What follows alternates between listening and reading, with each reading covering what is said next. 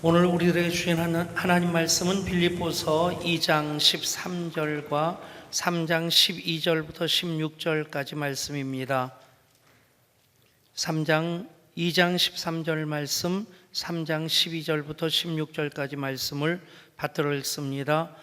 너희 안에서 행하시는 이는 하나님이시니 자기의 기쁘신 뜻을 위하여 너희에게 소원을 두고 행하게 하시나니 내가 이미 얻었다 함도 아니요 온전히 이루었다 함도 아니라 오직 내가 그리스도 예수께 잡힌 바 된 그것을 잡으려고 달려가노라. 형제들아, 나는 아직 내가 잡은 줄로 여기지 아니하고 오직 한 일, 즉 뒤에 있는 것은 잊어버리고 앞에 있는 것을 잡으려고 표대를 향하여 그리스도 예수 안에서 하나님이 위에서 부르신 부름의 상을 위하여 달려가노라. 그러므로 누구든지 우리 온전히 이룬 자들은 이렇게 생각할지니 만일 어떤 일에 너희가 달리 생각하면 하나님이 이것도 너에게 나타내시리라. 오직 우리가 어디까지 이르렀든지 그대로 행할 것이라. 아멘. 지난 주일 예향의 데스티니 다음 세대라는 제목으로 말씀을 나눴고, 오늘은 또 나의 데스티니가 있습니다 라는 제목으로 말씀을 나누려고 합니다. 데스티니라는 말, 이제 설교를 준비하면서 찾아보니까, 검색을 해보니까 데스티니라는 걸그룹도 있더라고요. 제가 모르는 걸 보니까 그렇게 유명한, 소녀시대는 아는데 데스티니는 모르는 거 보니까 그렇게 유명한 걸그룹은 아니지 않나 싶은 생각도 들고, 또 데스티니라고 하는 외국인 여자 배구 선수도 있고, 또 데스티니라는 영화도 있었고 게임도 그렇게 많더라고요. 데스티니. 그래서 아마 젊은 친구들은 데스티니라는 단어가 굉장히 익숙한 말일 수도 있겠다. 그리고 조금 더 폭을 넓혀보면 하늘에 우주 정거장이 떠 있는데 그 우주 정거장 이름도 데스티니라는 이름을 가진 우주 정거장이 있었습니다. 제가 데스티니라는 단어가 우리들에게 그렇게 낯익은 단어는 사실 아닙니다. 그럼에도 의도성을 가지고 지난 주일도 이번 주일도 데스티니라는 말을 씁니다.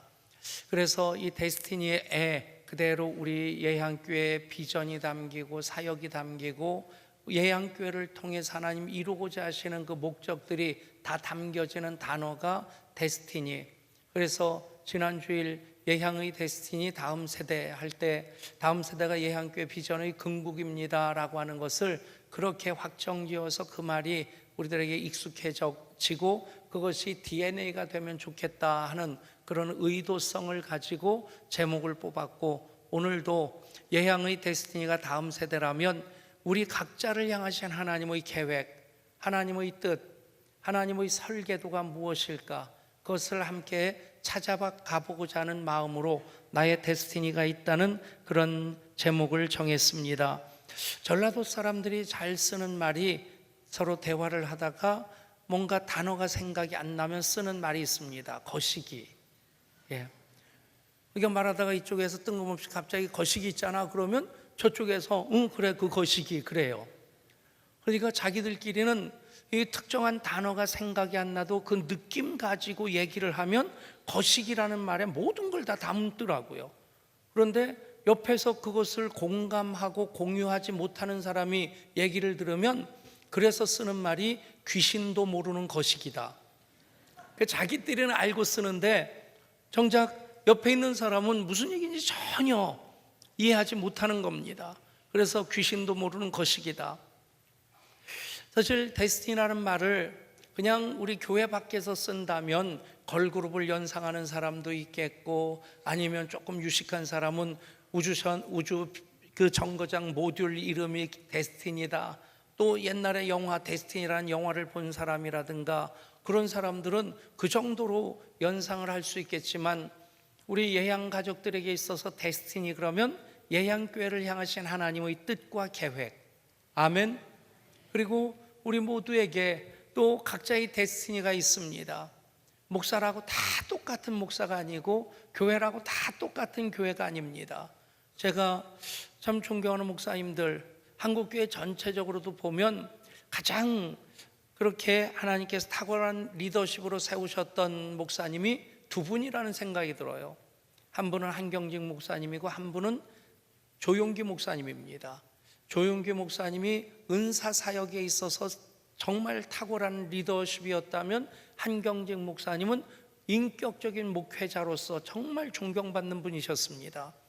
저도 그분들을 나름대로 좀 닮아가고자 하는 마음 가지고 그러다 보니까 조금은 흉내내는 부분도 있다 생각을 하는데, 그런데 조용기 목사님은 조용기 목사님이고 한경직 목사님은 한경직 목사님이지, 제가 그대로 제2의 조용기가 된다든가 제2의 한경직이 된다, 그만한 어떤 그 인격도 인품도 아니거니와 하나님께서 저를 향하신 하나님의 뜻이 있다 믿습니다.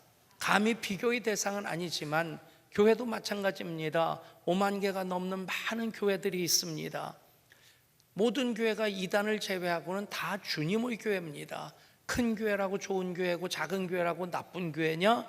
굉장히 잘못된 세상적인 기준일 뿐입니다.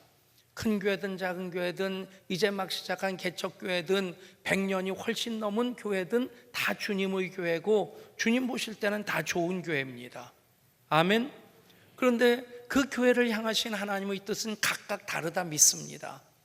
그래서 예향의 데스티니, 그러면 예향교회를 향하신 하나님의 계획, 예향교회를 통해서 이루고자 하신 하나님의 뜻의 그 초점을 우리는 다음 세대에 맞춰서 이 지역적인 환경도 그렇고 또 우리 교회가 이미 받고 누리는 복이 그겁니다. 그러니까 우리 교회 건물 크다고 부러워하는 목사님들도 있어요.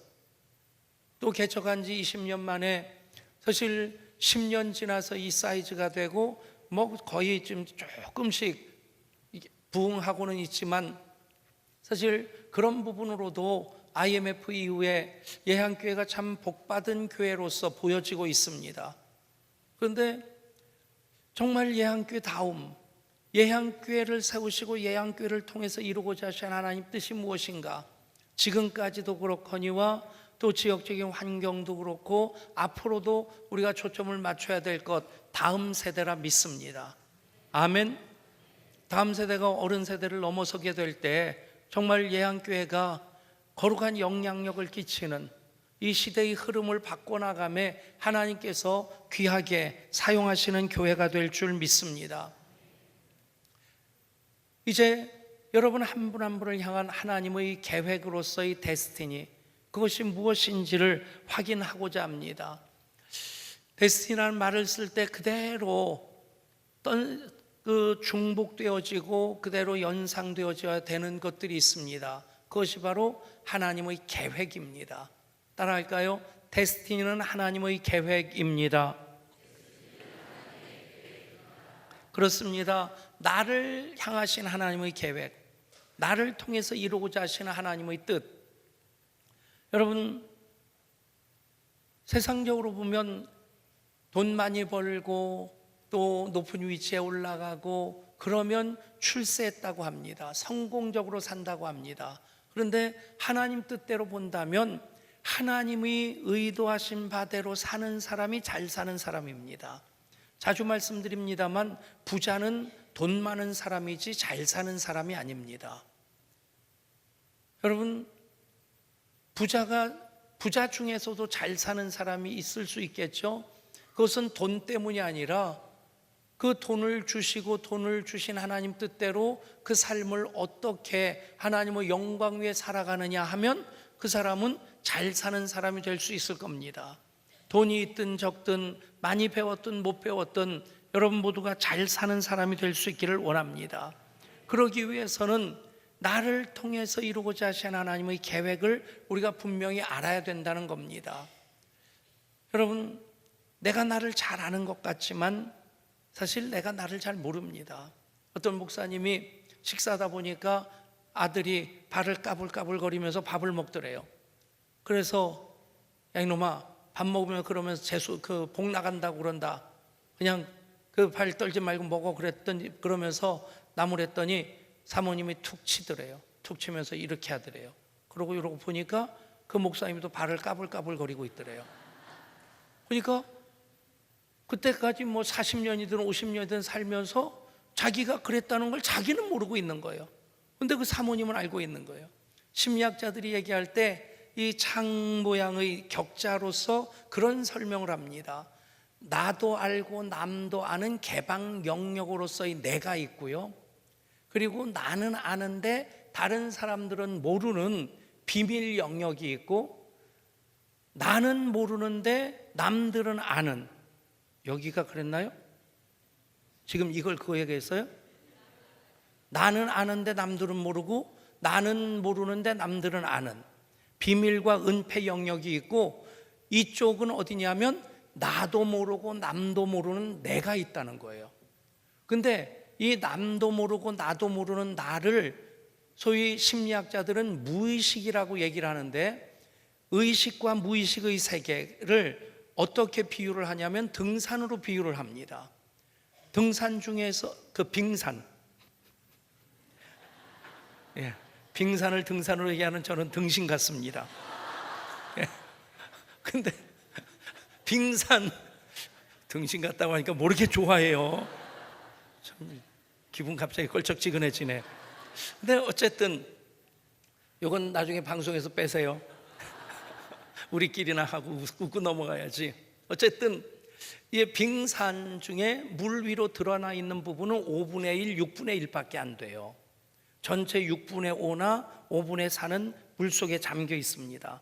근데 이것을 의식과 무의식의 세계, 그래서 이렇게 나도 알고 남도 아는 그 영역은 사실 적은 부분이라는 거예요. 나도 모르고 남도 모르는 영역이 훨씬 더 많다는 겁니다. 근데 사람들이 자기가 자기를 다 잘 알고 있다고 생각해요. 모르는 것에 대해서 인정을 하면 사람이 겸손해집니다. 근데 내가 다 잘 알고 있다고 깜짝거리다가는 큰 코 다칩니다. 그게 교만한 거죠. 근데 나보다 나를 더 잘 아시는 분이 계세요. 누구 계세요? 하나님이셔요. 하나님 나를 지으셨기에 나를 사랑하시고, 그래서 나보다 나를 더 잘 아십니다. 나보다 나를 더 잘 아시는 분이 내가 나를 사랑하는 것보다 나를 더 사랑하십니다. 여러분, 데스티라는 것은 그런 나를 향한 하나님의 설계도라는 거예요. 모든 사람이 다 각각의 설계도를 가지고 있습니다.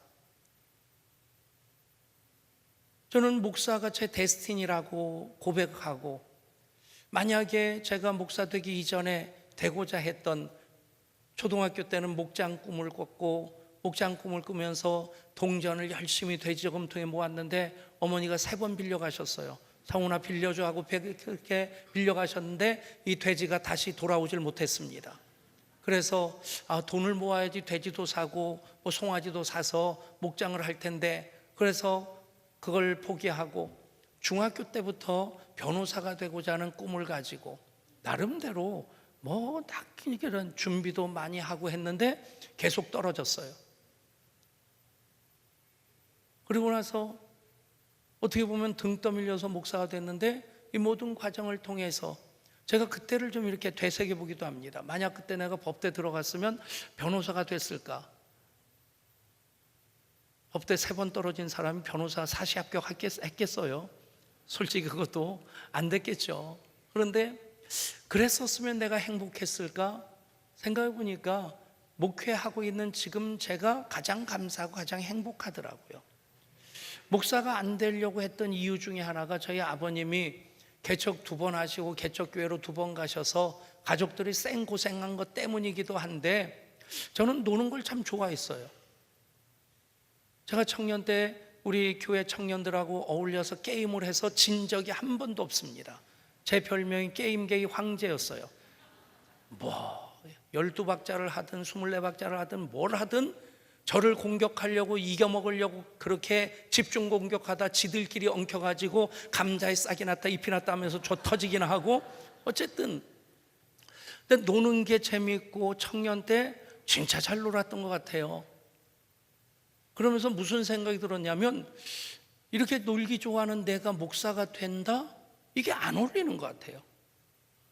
그런데 목사가 되고 나서 가만 생각해 보니까 제가 목회를 게임처럼 즐기더라고요.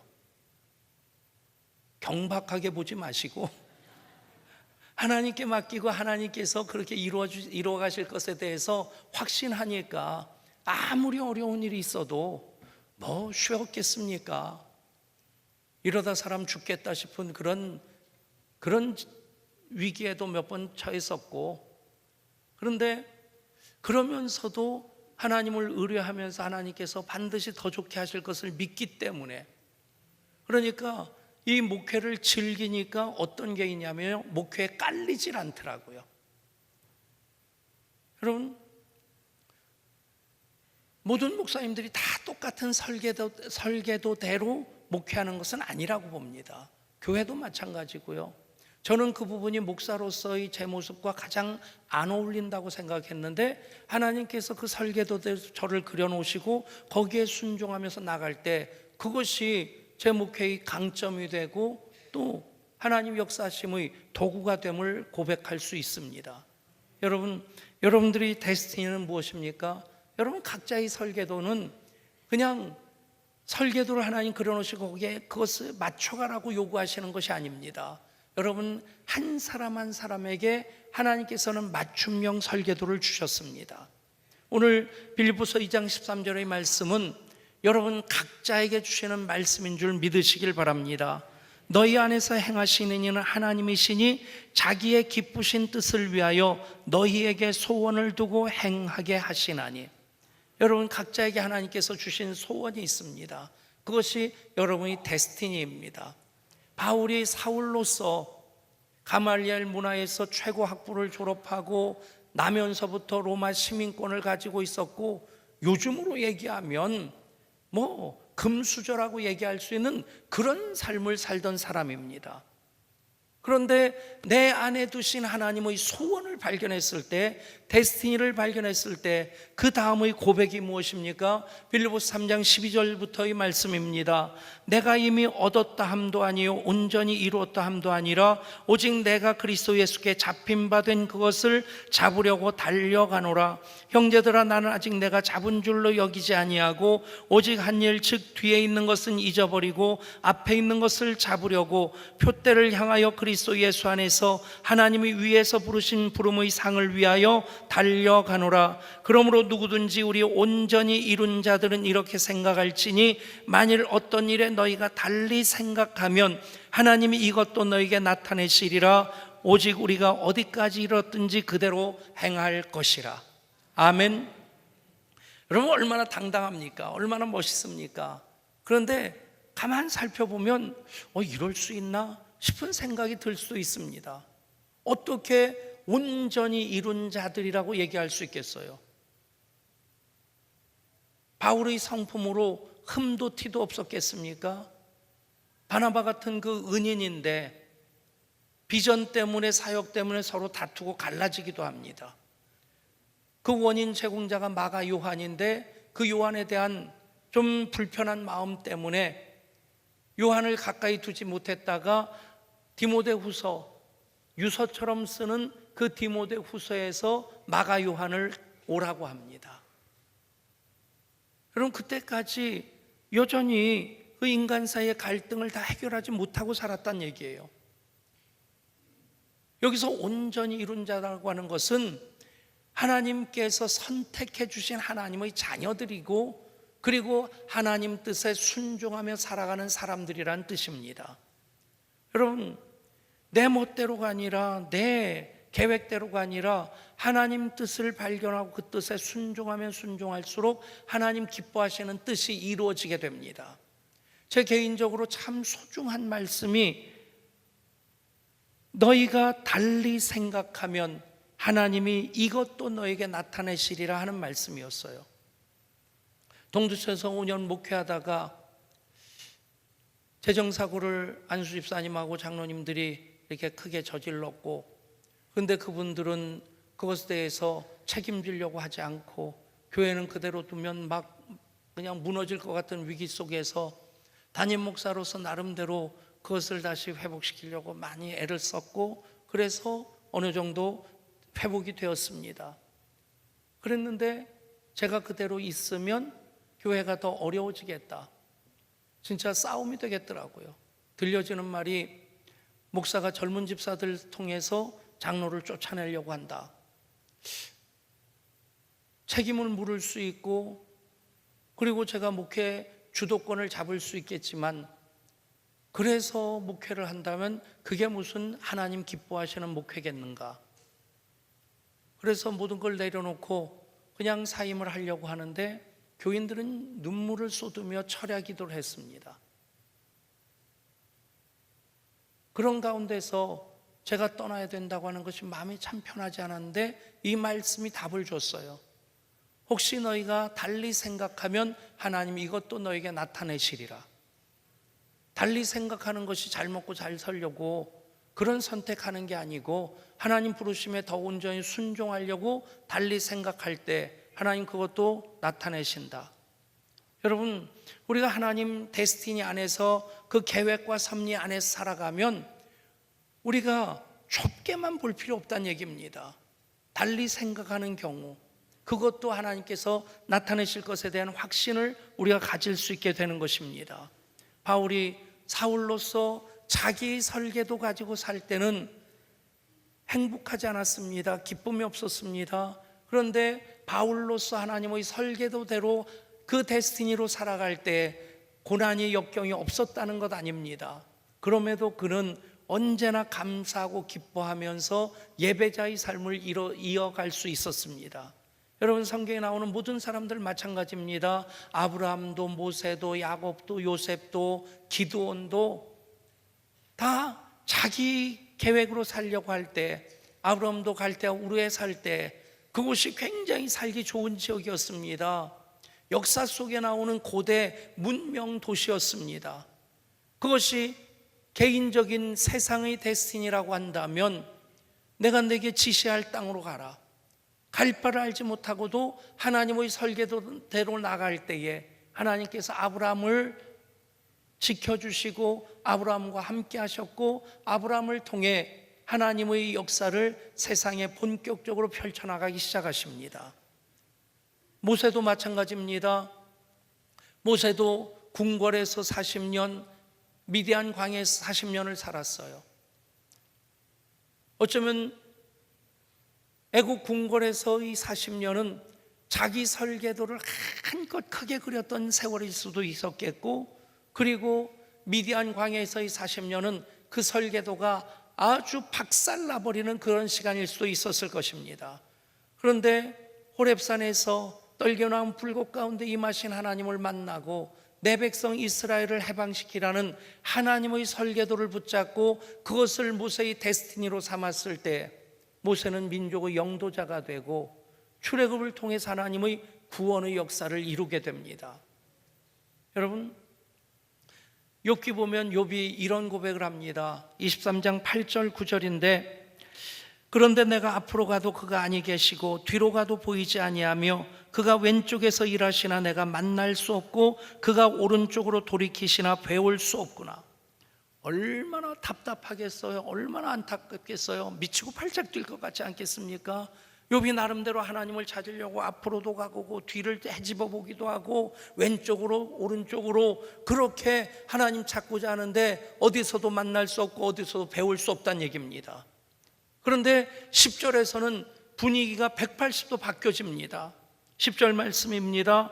내가 가는 길을 그가 아시나니 그가 나를 단련하신 후에는 내가 순금같이 되어 나오리라. 아멘. 여러분, 굉장히 뜬금없어 보이기도 합니다. 그런데 그대로 적용하면 무슨 얘기입니까? 욥이 자기 노력으로 자기 열심으로 하나님을 찾으려고 앞을 헤쳐보고 뒤를 뒤집어보고 이쪽 왼쪽 오른쪽 기웃거려 보는데 하나님을 찾을 수도 만날 수도 없었던 겁니다. 그런데 나를 아시는 하나님께 자신을 맡겨드리고 하나님의 데스티니, 나에게 주시는 그 설계도를 붙잡았을 때 오직 그가 나를 아시나니 그가 나를 단련하신 후에는 내가 순금같이 되어 나오리라. 아멘. 이 고백이 여러분들의 고백이 될 수 있기를 축복합니다. 20세기의 천재 물리학자는 그 누구도 부정할 수 없는 아인슈타인입니다. 아인슈타인이 천재 물리학자로 상대성 원리를 발견했을 때 그 상대성 원리는 물리학 이론에만 적용되는 게 아니라 철학이든 영적인 분야까지도 굉장히 지대한 영향력을 미치게 됩니다. 그런데 천재 중에 천재라고 일컫는 아인슈타인이 굉장한 건망증이었다는 거예요. 여러분들도 약간은 그런 증세 있지 않습니까? 리모컨 찾다가 못 찾아가지고 TV 보는 거 포기하고 그냥 저녁밥이나 먹어야지 냉장고를 열었는데 거기 리모컨이 계시는 경우, 어떤 부인은 남편하고 외출만 하려고 하면 차 타자마자 여보 대리미 안 뽑았나 봐. 그럼 올라갔다 와. 그러면 올라가서 뽑았네. 그러고 내려오더래요. 이게 몇 번 반복되니까 남편이 하루는 아내가 여보 다리미 그러니까 트렁크에 있어.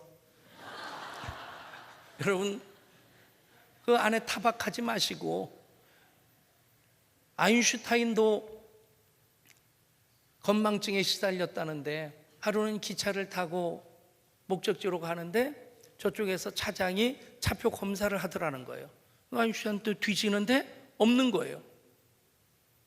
차장이 가까이 왔는데 아인슈타인이 차표를 뒤지고 있으니까 이러고 보니까 아인슈타인이거든요. 선생님 제가 선생님을 잘 아니까 차표 안 찾으셔도 됩니다.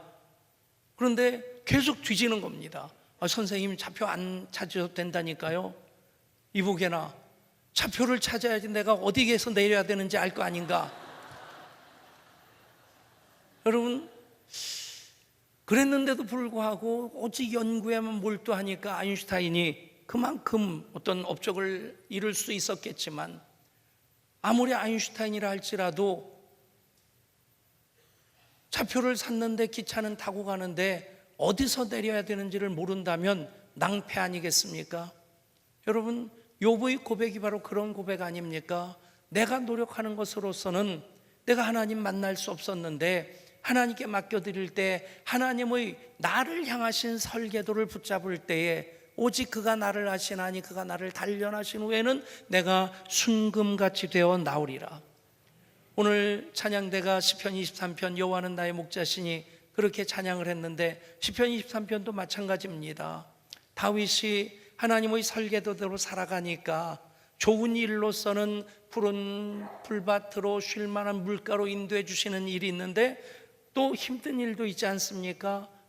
사망의 음침한 골짜기로 다닐 때도 있고 원수의 목전에 거할 때도 있습니다.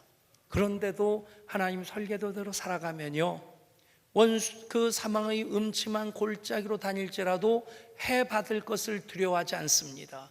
원수의 목전에서 바짝 졸아 있는데 나에게 내일이 있을까? 그런 공포에 잠겨 있을 때도 하나님이 베풀어 주시는 상을 받게 됩니다. 그 상은 개근상, 우등상이 아닙니다. 밥상입니다. 여러분 그런 곳에서도 하나님께서 주시는 그 밥상을 받는 여러분 될 수 있기를 축복합니다. 지금 사업이 어렵다 할지라도, 문제가 꼬여 있다 할지라도 오늘 점심, 오늘 저녁 식사를 하시면서 하나님께서 베풀어 주시는 상이구나, 맛있게 드시면 감사하다 보면 하나님 설계도대로 우리가 나가게 될 줄 믿습니다. 그러면 그 하나님의 설계도, 나를 향하신 하나님의 계획, 그 데스티니를 어떻게 발견할 수 있을까요? 따라하십시오. 하나님을 만나고 하나님께 들으면 됩니다. 아멘.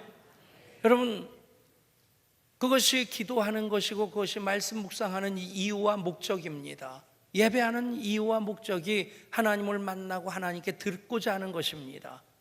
그런데 예배 드리면서도 10년, 20년 예수 믿었으면서도 자기는 하나님 음성을 못 듣는다고, 그런 경우가 왜 있을까 생각해 보면 자기가 나름대로 딱 단정해 놓고 그렇게만 하나님께서 말씀해 주시기를 바라기 때문에 못 듣는 경우가 왕왕 있다는 얘기입니다. 데스티니 하나님의 계획의 저자인 고승준 목사님도 그분 나름대로 하나님의 음성, 귀로 듣는 소리가 아닌데 뭐라고 설명할 수 없는데 귀로 듣는 음성보다 더 확실하게 하는 음성을 들은 거예요. 그분에게는 그렇게 말씀하셨는데 하나님의 음성을 듣는 법 할 때는 몇 가지가 있습니다. 이미 기록된 하나님 말씀을 통해서 우리는 하나님 음성을 듣고요, 선포되어지는 하나님 말씀인 설교를 통해서 하나님 음성을 듣고요, 기도하면서 하나님 음성을 듣습니다. 다른 크리스찬들의 조언을 통해서, 목장 안에서 목자와 다른 목원들을 통해서 하나님 음성을 듣고요, 역사와 자연을 통해서도 하나님 음성을 듣습니다. 아멘. 여러분, 양심을 통해서도 하나님 음성을 듣습니다. 그런 것은 보편적인 것입니다. 그런데 이 부분에 대해서 인정하고 그것을 소중히 받아들이면 되는데, 이미 여러분들은 그렇게 살고 있습니다. 아멘.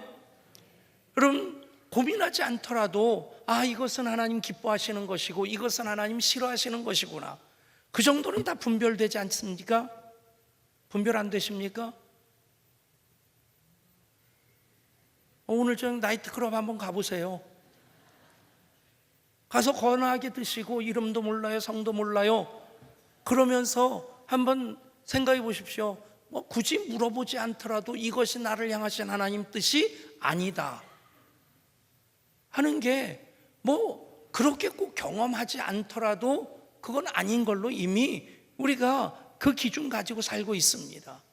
아무리 힘들고 어렵더라도 가정을 지키고 또 하나님 주신 사역과 비전을 위해 헌신하는 것은, 그것은 이미 하나님 기뻐하시는 것이라는 확신이 우리 가운데 있습니다. 아멘. 그런데 그 과정을 통해서 정말 우리는 모세처럼, 욥처럼, 아브라함처럼 데스티니를 발견하기 전에도 하나님의 사람이었는데, 데스티니를 발견하고 데스티니를 붙잡은 이후에 거기에 하나님의 개입하시는 역사가, 하나님의 능력이 나타나는 그런 데스티니를 붙잡기를 원하는 것입니다. 아멘. 그것을 발견하기 원하시면 하나님을 만나시고 하나님을 들으십시오. 예배하는 목적이 무엇입니까? 하나님과의 더 친밀한 관계 때문입니다. 지식이라는 것을 히브리적으로는 이게 아는 것을 얘기하는데, 헬라적으로는 아는 것을 얘기하는데 히브리적으로는 관계를 얘기합니다. 그래서 구약성에서 안다 하는 말은 야다라는 말인데, 그것은 부부의 관계를 뜻하는 말이에요. 하나님 나를 아시고 내가 하나님을 안다, 그렇게 인격적인 관계 속에서 긴밀하게 살아갈 때 그것이 하나님을 아는 것이 됩니다. 여러분, 어떻게 하면 되겠습니까? 더 깊이 기도하십시오. 더 깊이 말씀을 묵상하시고 주시는 말씀을 아멘으로 받아들일 수 있기를 바랍니다. 여러분, 기도하면서 존다고 해도 기도의 자리에 머무는 것이 중요합니다. 기도의 자리에 1시간 머물면 그 분량만큼 하나님과의 관계가 친밀해집니다. 2시간 머물면 2시간만큼 더 깊어지고요, 3시간 머물면 3시간 머무는 만큼 더 풍성해집니다. 여러분, 예배도 마찬가지입니다. 우리가 예배를 소홀히 하면서 하나님과 그 친밀한 관계, 여러분, 어느 한순간 너무 소원해지고요, 너무 이렇게 낯설어집니다. 여러분, 언제나 예배자로 하나님과 동행하는 삶을 살면 그대로 하나님의 뜻이 나에게 담겨지고 그것 붙잡고 살아가는 사이에 하나님 나에게 주신 그 설계도가 더 명확해지리라 믿습니다. 그 설계도를 발견하는 과정 속에서 하나님을 만나고 하나님께 듣는 훈련들을 계속 이어가실 수 있기를 바랍니다. 그러면 쉬지 않고 기도하고 범사에 감사하면서 항상 기뻐하면서 살아갈 수 있게 됩니다. 이제 그 데스티니를 우리가 발견하는 노력과 더불어서 그 발견하고자 하는 그 모든 과정 속에서 중요한 단어 하나가 있는데, 그것은 품는다는 겁니다. 너희 안에 이 마음을 품으라, 곧 그리스도 예수의 마음이니. 아멘. 빌립보서 2장 5절의 말씀입니다. 왜 그리스도 예수의 마음을 가지라고 하지 않고 품으라고 했을까요? 여러분, 마태에 가면 유정란이 있고 무정란이 있습니다. 무정란이 한 판에 5,000원, 6,000원 하면 요즘은 한 3,000원, 4,000원 하더라고요. 근데 참 세월 좋아졌어요. 저 초등학교 때만 해도 부자들도 계란 먹기가 쉽지 않았는데, 어쩌다가 도시락에 계란 후라이 하나 얹어가지고 뚜껑 꽉 눌러서, 그래서 반숙된 노른자가 이렇게 밥알 사이로 스며들었을 때 그것 한 숟갈 떠먹는 맛, 이거 둘이 먹다 하나 죽어도 모르는 맛인데, 근데 그때는 계란 하나도 왜 그렇게 참 귀했는지 모르겠어요. 근데 어쨌든 요즘 뭐 무정란 같은 것은 한 판에 3,000원, 4,000원이면 삽니다. 근데 유정란은 10,000원 안팎합니다. 어떤 차이겠어요? 똑같은 모양, 똑같은 무게, 똑같은 맛인데 생명이 있고 없고의 차이입니다. 그러면 유정란을 사왔어요. 그것이 갖는다고 한다면 그냥 사와서 가지고 있으면 병아리가 나옵니까? 썩어버립니다. 품어야 됩니다. 아멘. 어미닭이 품고 부화기가 품고 그래야지 그 적당한 온도 속에서, 적당한 수분 속에서 이 알이 또 다른 생명의 역사로 병아리로 태어나게 되는 겁니다. 그래서 너희 안에 이 마음을 품으라, 곧 그리스도 예수의 마음이니. 여러분 데스티니를 계속해서 하나님을 만나고 하나님께 들음으로 발견하실 수 있기를 바랍니다. 그 과정을 통해 그것이 점점 더 명확해질 겁니다. 그 과정을 통해서 우리가 품는다는 말을 소중히 여겨야 합니다. 오래전에 미국에서 뉴욕주 주지사로 처음 흑인이, 로저 롤스라고 하는 흑인이 주지사로 당선되는 사건이 있었습니다. 미국에서는 충격적인 사건이었는데 51살의 로저 롤스가 흑인인데 그가 주지사가 되었을 때 수백 명의 기자들이 모여서 어떻게 주지사가 될 수 있었습니까? 그때 이 로저 롤스는 한 사람의 이름을 말합니다. 피어 폴 선생님 때문입니다.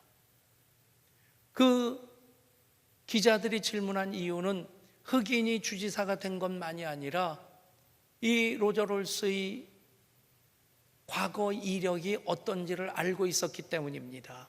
할렘가의 빈민가에서 태어났고 그 학교에서는 가장 말썽꾸러기였고 그랬는데 주지사가 됐거든요.